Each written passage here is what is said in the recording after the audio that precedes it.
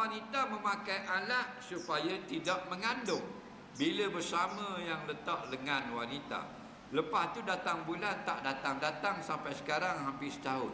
Adakah dikira berdosa letak alat itu? Baik. Orang puang dia memakai alat mencegah kehamilan. Okey. Hukumnya apa? Hukumnya yajuzu ma'al karahah. Harus tetapi makruh.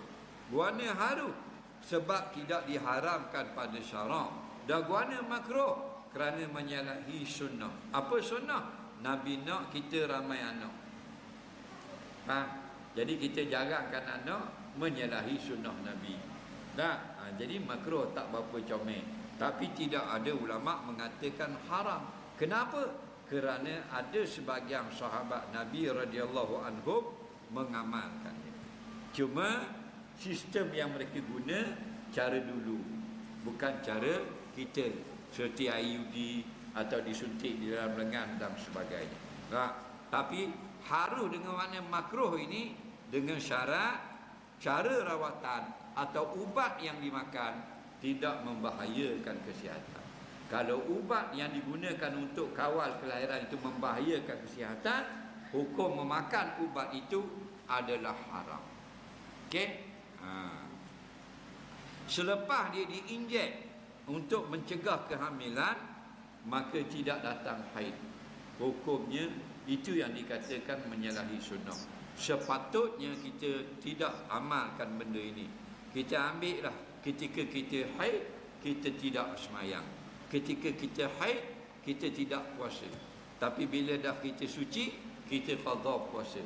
Semayang tak perlu qada pun, kerana agama Islam kasih kepada umatnya.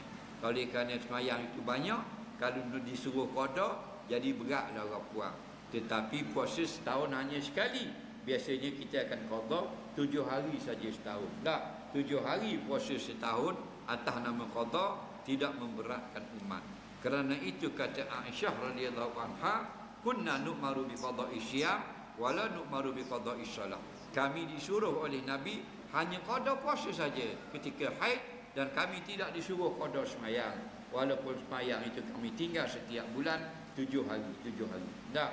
Jadi sebaiknya kaum wanita tidak mengamalkan perkara-perkara yang menyebabkan kita mungkin haid tidak teratur. Tetapi kalau kita buat juga, ulama kata makruh saja, tidak haram.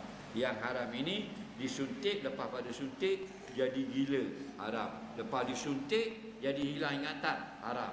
Lepas disuntik jadi bekak, jadi sakit, jadi melampau-lampau penyakit, haram lah. Okey?